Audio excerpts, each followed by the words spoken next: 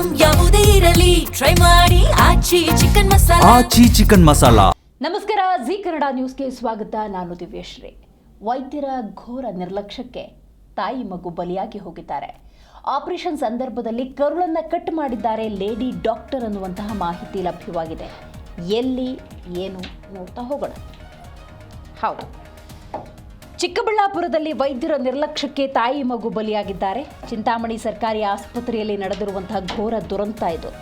Operation ವಿಫಲವಾಗಿ ಬಾಣಂತಿ ನರ್ಮದ 22 ವರ್ಷ ಸಾವಿಗೀಡಾಗಿದ್ದಾರೆ. ಫ್ಯಾಮಿಲಿ ಪ್ಲಾನಿಂಗ್ ಆಪರೇಷನ್ ಸಂದರ್ಭದಲ್ಲಿ ವೈದ್ಯರು ಮಾಡಿರುವಂತಹ ಮಹಾ ಎಡವಟ್ಟಿದು. ಸಣ್ಣ ಕರುಳನ್ನು ಕಟ್ ಮಾಡಿದ್ದಾರೆ ಲೇಡಿ ಡಾಕ್ಟರ್ ವಾಣಿ ರೆಡ್ಡಿ. ವೈದ್ಯ ವಾಣಿ ರೆಡ್ಡಿ ವಿರುದ್ಧ ಸಂಬಂಧಿಕರು ತೀವ್ರ ರೀತಿಯ ಆಕ್ರೋಶವನ್ನು ಹೊರಹಾಕಿದ್ದಾರೆ.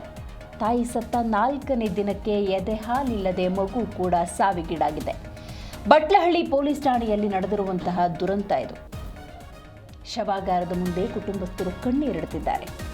ಅತ್ತ ಕಡೆ ತಾಯಿಯೂ ಇಲ್ಲ, ಇತ್ತ ಕಡೆ ಮಗುವೂ ಇಲ್ಲ.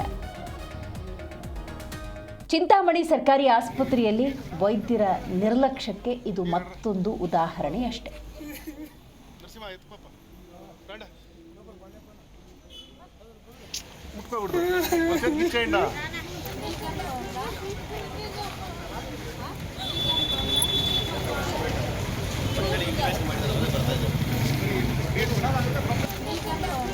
ಡಾಕ್ಟರ್ ಯಾರಿದ್ದಾರೋ ಅವರ ಒಂದು ಸಂಪರ್ಕವೂ ನಾವು ಹೋಗೇ ಇಲ್ಲ, ಅವ್ರಿಗೆ ನಮ್ಗೆ ಸಂಬಂಧಪಟ್ಟಿದ್ದು ಇಲ್ಲ.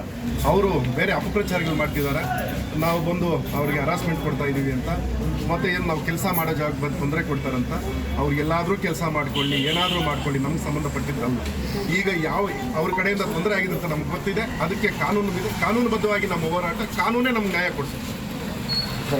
ಹೇಳ್ತಾ ಇರೋದು ಸರಿ ಇದೆ. ಈಗ ಯಾಕೆಂದರೆ 7:30-8 ಗಂಟೆ ಸಮಯ, ರಾತ್ರಿ 7:30-8 ಗಂಟೆ ಸಮಯದಲ್ಲಿ ಜ್ವರ ಚಂಡಿ ಜಾಸ್ತಿ ಮಾಡ್ತಾ ಇದೆ ಅಂತ ಸಂದರ್ಭದಲ್ಲಿ ಪುನಃ 108 ಆಂಬ್ಯುಲೆನ್ಸ್ ಮುಖಾಂತರ ಇಲ್ಲಿ ತಂದಿದ್ದಾರೆ. ಆನ್ ದಿ ವೇ ಅದು ಡೆತ್ ಆಗಿದೆ ಅಂತ ಹೇಳಿದ್ದಾರೆ. ಸೊ ಮಗು ಆಗಿರ್ಬೋದು, ತಾಯಿಗೆ ಪ್ರತಿಯೊಂದು ಜೀವ ಕೂಡ ಭಾಳ ಮುಖ್ಯ. ಯಾವುದೇ ಒಂದು ಸಲ ಇರ್ತಕ್ಕಂಥ ಜೀವ ವಾಪಸ್ ಬರೋದು ಕೂಡ ಯಾರಿಗೆಲ್ಲೂ ಕೂಡ ಶಕ್ತಿ ಇರೋದಿಲ್ಲ. ಇದಾಗಿರ್ತಕ್ಕಂಥ ಎರಡು ಕೂಡ ದುರದೃಷ್ಟ.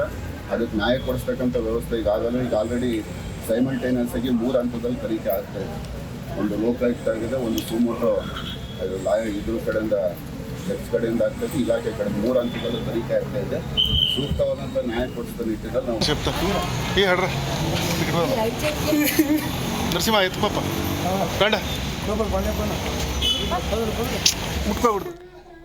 ಹೆಚ್ಚಿನ ಮಾಹಿತಿಯನ್ನು ನಮ್ಮ ಪ್ರತಿನಿಧಿ ಸತೀಶ್ ನೀಡ್ತಾರೆ. ಸತೀಶ್, ಈ ಘಟನೆ ಆಗಿದ್ದು ಯಾವಾಗ? ಕುಟುಂಬಸ್ಥರ ಪ್ರತಿಭಟನೆಗೆ, ಅವರ ನೋವಿಗೆ, ಕಣ್ಣೀರಿಗೆ DHO ಏನು ಹೇಳ್ತಿದ್ದಾರೆ? ಘಟನೆ ನಡೆದು ಏನು 4 ದಿವಸಗಳು ಕಳೆದಿದೆ. 4 ದಿವಸದ ನಂತರ ಏನು ಹೆರಿಗೆ ಅಂತ ಹಾಸ್ಪಿಟ್ಲಿಗೆ ಬರ್ತಾರೆ. ಹೆರಿಗೆ ಬಂದು ಹಾಸ್ಪಿಟ್ಲಿಗೆ ಬಂದಾಗ ಏನು ಆಪರೇಷನ್ ಮಾಡೋ ಟೈಮಲ್ಲಿ ಸ್ವಲ್ಪ ಎಡವಟ್ಟು ಮಾಡಿ ಮನೆಗೆ ಕಳಿಸಿರ್ತಾರೆ. ಆದರೆ ಹೊಟ್ಟೆ ನೋವು ಅಂತ ಹೇಳ್ಬಿಟ್ಟು ತಾಯಿ ಮತ್ತೆ ಹಾಸ್ಪಿಟ್ಲ್ ಬರ್ತಾರೆ. ಗೌರ್ಮೆಂಟ್ ಸರ್ಕಾರಿ ಆಸ್ಪತ್ರೆಗೆ ಬರ್ತಾರೆ ಚಿಂತಾಮಣಿಗೆ. ಆದರೆ ಅಲ್ಲಿ ಸರ್ಕಾರಿ ಆಸ್ಪತ್ರೆಗೆ ಬಂದಾಗ ಅಲ್ಲಿ ನೋವು ಅಂತ ಬಂದಾಗ ಮತ್ತೆ ಏನು ಅಲ್ಲೇ ಇದ್ದು ಅವತ್ತು ನೈಟ್ ತೀರ್ಕೊಳ್ತಾರೆ. ತಾಯಿ ತೀರ್ಕೊಂಡ ಬಳಿಕ 4 ದಿನಗಳ ಬಳಿಕ ಈಗ ಮಗು ಸಹ ಏನು ತೀರೋಗಿರೋಂಥದ್ದು. ಅದನ್ನ ಇವತ್ತು ಮಗು ಸಮೇತ ಬಂದು ಏನು ಸರ್ಕಾರಿ ಆಸ್ಪತ್ರೆಗೆ ಬಂದು ಇವತ್ತು ಅಲ್ಲಿ ಏನೋ ಮಗುವಿನ ಶವನ ಇಟ್ಟು ಪ್ರತಿಭಟನೆ ಮಾಡ್ತಾರೆ ಅಂತ ಸ್ಥಳಕ್ಕೆ ಏನು DHO ಮಹೇಶ್ ಅವರು ಸಹ ಭೇಟಿ ಕೊಟ್ಟಿದ್ದಾರೆ. ಇವರು ಏನು ನೊಂದಂತ ವ್ಯಕ್ತಿಗಳಿಗೆ ಮತ್ತೆ ಅಲ್ಲಿರುವಂತ ವ್ಯಕ್ತಿಗಳಿಗೆ ಸಂತಾನ ಹೇಳಿ ಸಾಕಷ್ಟು ನಾನು ಕ್ರಮ ತಗೊಳ್ತೀನಿ, ಮುಂದಿನ ದಿನಗಳಲ್ಲಿ ಒಳ್ಳೆ ರೀತಿಯಲ್ಲಿ ಇದನ್ನ ಕಾನೂನುಬದ್ಧವಾಗಿ ಏನಾಗಬೇಕು ಅದನ್ನ ನಾನು ಕ್ರಮ ತಗೊಳ್ತೀನಿ ಅಂತ ಹೇಳ್ತಿರೋದು ದಿವಶ್ರೀ. ಈಗ ಫ್ಯಾಮಿಲಿ ಪ್ಲಾನಿಂಗ್ ಸಂತಾನಹರಣ ಚಿಕಿತ್ಸೆಯನ್ನ ಮಾಡ್ತಿದ್ದ ಸಂದರ್ಭದಲ್ಲಿ ಕರುಳನ್ನ ಕಟ್ ಮಾಡಲಾಗಿದೆ ಅಂತ ಹೇಗೆ ಗೊತ್ತಾಯ್ತು? ಕ್ರಾಸ್ ಎಕ್ಸಾಮಿನೇಷನ್ ಏನಾದರೂ ಮಾಡಿದ್ರ? ರೀಚೆಕಪ್ ಏನಾದ್ರು ಆಯ್ತಾ? ಹೇಗೆ ಗೊತ್ತಾಯ್ತು ಈ ವಿಚಾರ ಸತೀಶ್? ಮೊದಲೇ ಯಾಕಂತಂದ್ರೆ ಹೊಟ್ಟೆ ನೋವು ಅಂತ ಹೇಳ್ಬಿಟ್ಟು ಏನೋ ಒಂದು ಅವ್ರು ಬಂದಂತ ಸ್ಥಳದಲ್ಲಿ ಮೊದಲೇ ಆಪರೇಷನ್ ಎಡವಟ್ಟು ಮಾಡ್ಕೊಂಡಿರ್ತಾರೆ. ಎಡವಟ್ಟು ಮಾಡ್ಕೊಂಡಿದ್ದಾಗ ವೈದ್ಯಾಧಿಕಾರಿಗಳು ತಿಳಿಸ್ತಾರೆ ಈ ತರ ಆಗಿತ್ತು ಅಂತ ಹೇಳಿ. ಬೇರೆ ಅಲ್ಲೇ ಇರೋಂಥ ಬೇರೆ ಮೇಲ್ಮಟ್ಟದ ವೈದ್ಯರು ಸಹ ಭೇಟಿ ಕೊಟ್ಟು ನೋಡ್ತಾರೆ. ಬೇರೆ ಇದು ಮಾಡೋ ಟೈಮಲ್ಲಿ ಎಡವಟ್ಟು ಮಾಡಿದ್ದಾರೆ ಅಂತ ಹೇಳ್ಬಿಟ್ಟು ಅಲ್ಲೇ ಗೊತ್ತಾಗುತ್ತೆ. ಅದು ಗೊತ್ತಾದ ನಂತರ ಸಹ ಅವ್ರೇನ್ ಮಾಡ್ತಾರೆ, ಅದನ್ನ ಮ್ಯಾನೇಜ್ ಮಾಡಿ ಇಲ್ಲ ಸರಿ ಹೋಗುತ್ತೆ ಅಂತ ಹೇಳ್ಬಿಟ್ಟು ಅವ್ರು ಆಪರೇಷನ್ ಮಾಡಿ ಕಳಿಸಿರ್ತಾರೆ. ಆದ್ರೆ ಆಪರೇಷನ್ ಮಾಡಿ ಕಳಿಸಿದ ಒಂದು ಏನು 4 days ಪೇರೆಂಟ್ಸ್ಗೆ ಮತ್ತೆ ಅವರಿಗೆ ಹೊಟ್ಟೆ ನೋವು, ಸಾಕಷ್ಟು ಹೊಟ್ಟೆ ನೋವು ಬಂದಿದ್ದ, ಅದರಿಂದ ಒಂದು ಹೊಟ್ಟೆ ನೋವು ಜಾಸ್ತಿ ಬಂದಿದೆ ಅಂತ ಹೇಳ್ಬಿಟ್ಟು ಚಿಂತಾಮಣಿ ಸರ್ಕಾರಿ ಆಸ್ಪತ್ರೆ ಭೇಟಿ ಕೊಡ್ತಾರೆ. ಭೇಟಿ ಕೊಟ್ಟ ನಂತರ ಇವ್ರು ಏನ್ ಮಾಡ್ತಾರೆ, ನೈಟು ಎಲ್ಲ ಫೆಸಿಲಿಟಿ ಕೊಡೋದಕ್ಕೆ ಅವ್ರಿಗೆ ಏನು ಚಿಕಿತ್ಸೆ ಕೊಡೋದಕ್ಕೆ ಮುಂದಾಗ್ತಾರೆ. ಆದ್ರೂ ಚಿಕಿತ್ಸೆ ಫಲಕಾರಿ ಆಗದೆ ಅವರು ಸಾವನ್ನಪ್ತಾರೆ. ಅವತ್ತು ಕೂಡ ಪ್ರತಿಭಟನೆ ನಡೀತದೆ. ಪ್ರತಿಭಟನೆ ಇಟ್ಟು ಶವನಿಟ್ಟು ಪ್ರತಿಭಟನೆ ನಡೀತಾರೆ. ಆದ್ರೂ ಸಹ ಅವತ್ತು ಕೂಡ ಎಚ್ಚೆತ್ಕೊಳ್ಳೋದ ಸರ ಏನೋ ಒಂದು ನೆಪ ಒಡ್ಡಿ ಕಳಿಸಿರ್ತಾರೆ. ಆದ್ರೆ ಅದೇ ನೋವಲ್ಲಿ ಹೋದಂತ ಪೇರೆಂಟ್ಸ್ಗೆ ಇವತ್ತು ಇನ್ನೂ ಆಘಾತ ಆಗಿರೋಂಥದ್ದು. ಪುಟ್ಟ ಕಂದಮ್ಮ 2 ತಿಂಗಳ ಏನೋ ಒಂದು ಕಂದಮ್ಮ ಇವತ್ತು ಸಾವಿಗೀಡಾಗಿದೆ. ಅದರಂತೆ ಪಾಪ ಆಕ್ರೋಶ ಸಹ ಮುಗಿಲು ಮುಟ್ಟಿದೆ ಸರ್ಕಾರಿ ಆಸ್ಪತ್ರೆ ಮುಂದೆ. ಅವರು ಸಹ ತಂದೆ ತಾಯಿ ಹೇಳ್ತಿದ್ದಾರೆ, ನಮ್ಗಿರೋಂಥದ್ದು 2 ಗಂಡು ಮಕ್ಳು ಇದ್ರು, ಒಂದು ಮಗು ಇದೆ, ಒಂದು ಮಗು ತೀರ್ಕೊಂಡಿದೆ, ವೈದ್ಯರ ಒಂದು ಎಡವಟ್ಟು ನಮ್ಮನ್ನ ಜೀವನ ಮೇಲೆ ಬರೆ ಹೊಡೆದಿದೆ ಅಂತ ಹೇಳ್ಬಿಟ್ಟು ಸಾಕಷ್ಟು ಅಳಲು ತೊಡ್ಕೊಳ್ತಿದ್ದಾರೆ ದಿವೇಶ್. ಈಗ ಬಾಣಂತಿ ನರ್ಮದ ಏನು ಸಾವಿಗೀಡಾಗಿದ್ದಾರೆ 22 ವರ್ಷದ ಹೆಣ್ಮಗಳು, ಅವರಿಗೆ ಇದು ಎಷ್ಟನೇ ಮಗು ಆಗಿತ್ತು? ಈಗ ನರ್ಮದಾ ಕೂಡ ಸಾವಿಗೀಡಾಗಿದ್ದಾರೆ, ಆ ಪುಟ್ಟ ಮಗು ಕೂಡ ಸಾವಿಗೀಡಾಗಿದೆ. ಸೊ ಇನ್ನು ಬೇರೆ ಯಾವುದಾದ್ರೂ ಮಕ್ಕಳಿದೆಯಾ? ಅವ್ರ ಕುಟುಂಬಸ್ಥರು ಏನು ಹೇಳ್ತಿದ್ದಾರೆ? ಅದೇ ಅವ್ರು ಹೇಳ್ತಿದ್ರೆ ನಮ್ಗೆ ಯಾವ್ದು ಇಲ್ಲ, 2 ಮಕ್ಕಳು ಗಂಡು ಮಗು, 2 ಮಕ್ಕಳಿಗೆ ಜನನ ನೀಡಿತ್ತು ಈ ಮಗು. ಒಂದು ಮಗು ಗಂಡು ಮಗು, 5 ವರ್ಷದ ಗಂಡು ಮಗು ಇದೆ.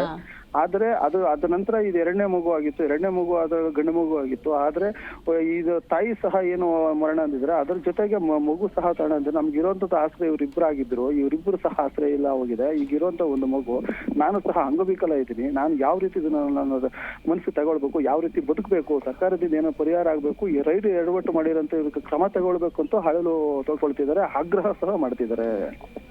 ಡಾಕ್ಟರ್ ವಾಣಿ ರೆಡ್ಡಿ ಇವ್ರ ಬಗ್ಗೆ ಏನ್ ಮಾಹಿತಿ ಇದೆ? ತನ್ನ ತಪ್ಪನ್ನು ಒಪ್ಪಿಕೊಂಡಿದ್ದಾರಾ ಅಥವಾ ಸಮಜಾಯಿಷಿ ಕೊಡ್ತಿದ್ದಾರಾ? ಏನಿದೆ ಮಾಹಿತಿ? ಇಲ್ಲ, ವಾಣಿ ರೆಡ್ಡಿ ಅವರು ಇವರು ಚಿಕಿತ್ಸೆ ನೀಡುವಂತ ವೈದ್ಯಾಧಿಕಾರಿಗಳು ಯಾರಿದ್ದಾರೆ, ವಾಣಿ ರೆಡ್ಡಿ ಅವರು ಇದ್ದಾರೆ, ಅವರು ಯಾವುದೇ ರೀತಿಗೂ ಸ್ಪಂದಿಸ್ತಾ ಇಲ್ಲ ಅಂತ ಹೇಳಿ ಇವ್ರ ಆರೋಪ. ಇದ್ರ ಜೊತೆಗೆ ಇವತ್ತು DH ಅವರು ಸಹ ಸ್ಥಳಕ್ಕೆ ಏನು ಚಿಂತಾಮಣಿ ಸರ್ಕಾರಿ ಏನು ಆಸ್ಪತ್ರೆಗೆ ಭೇಟಿ ಕೊಟ್ಟು ಇವತ್ತು ಅವ್ರ ಮೇಲೆ ನಾವು ಕ್ರಮ ತಗೊಳ್ತೀವಿ, ಮುಂದಿನ ದಿನಗಳಲ್ಲಿ ಅವರು ಸಾಕಷ್ಟು ಕ್ರಮ ತಗೊಳ್ತೀವಿ, ಅವ್ರ ಮೇಲೆ ನಾವು ಕಾನೂನುಬದ್ಧವಾಗಿ ಒಂದು ರೀತಿಯಲ್ಲಿ ಒಂದು ಕ್ರಮ ತಗೊಂಡು ನಿಮಗೆ ನ್ಯಾಯ ಒದಗಿಸೋ ರೀತಿಯಲ್ಲಿ ನಾವು ಮಾಡ್ತೀವಿ ಅಂತ ಹೇಳ್ಬಿಟ್ಟು ಈಗಾಗಲೇ ಅವರು DHO ಮಹೇಶ್ ಅವರು ಸಹ ಹೇಳ್ತಿರೋಂಥದ್ದು. ಚಿಂತಾಮಣಿ ಸರ್ಕಾರಿ ಆಸ್ಪತ್ರೆಯ ಪರಿಸ್ಥಿತಿ ಹೆಂಗಿದೆ? ಮೂಲಭೂತವಾಗಿ ಸೌಕರ್ಯಗಳು, ಸೌಲಭ್ಯಗಳು ಇದೆಯಾ? ಬೇಕಾದಂತಹ ವ್ಯವಸ್ಥೆಯನ್ನ ಸರ್ಕಾರ ಕಲ್ಪಿಸ್ತಾ ಇದೆಯಾ?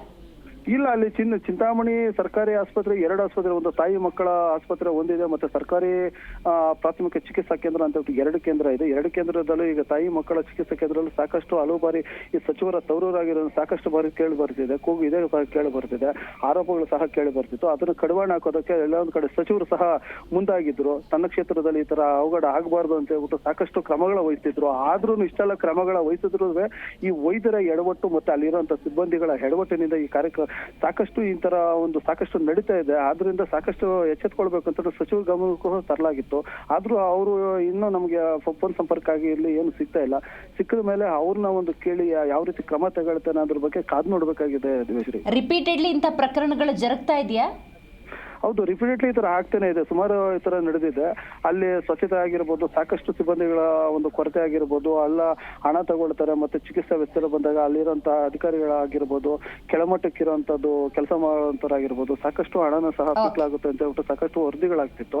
ಅದ್ರ ಬೆನ್ನೆಲ್ಲ ಸಚಿವರ ಗಮನಕ್ಕೂ ಸಹ ಸಾಕಷ್ಟು ರೀತಿಯಲ್ಲಿ ಸುದ್ದಿಗಳ ತರ ಮಾಡಿ ಅವ್ರ ಗಮನಕ್ಕೆ ಸಹ ತರಲಾಗಿತ್ತು. ಆದ್ರೂ ಇವತ್ತು ಅದನ್ನು ಕಡಿವಾಣ ಆಗ್ಬೇಕಂತ ಸಾಕಷ್ಟು ಒಳ್ಳೆ ರೀತಿಯಲ್ಲಿ ಸಚಿವರು ಸಹ ಮಾಡ್ತಿದ್ದಾರೆ. ಆದ್ರೆ ಇಲ್ಲಿ ಸಿಬ್ಬಂದಿಯವರು ಮಾಡ್ತಿರೋ ಎಡವಟ್ಟ, ಇಲ್ಲ ವೈದ್ಯಾಧಿಕಾರಿ ಎಡವಟ್ಟ ಮಾಡ್ತಿದಾರ ಅನ್ನೋದೇ ಎಕ್ಸ್ಟ್ರಾ ಪ್ರಶ್ನೆ ಆಗಿರೋಂಥದ್ದು ದಿವೇಶ್ರೀ ಇಲ್ಲಿ.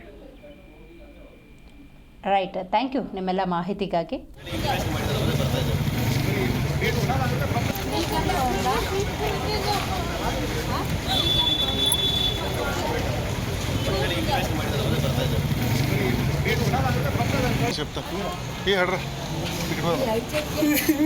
ನರಸಿಂಹ ಆಯ್ತು ಪಾಪ ಬೇಡ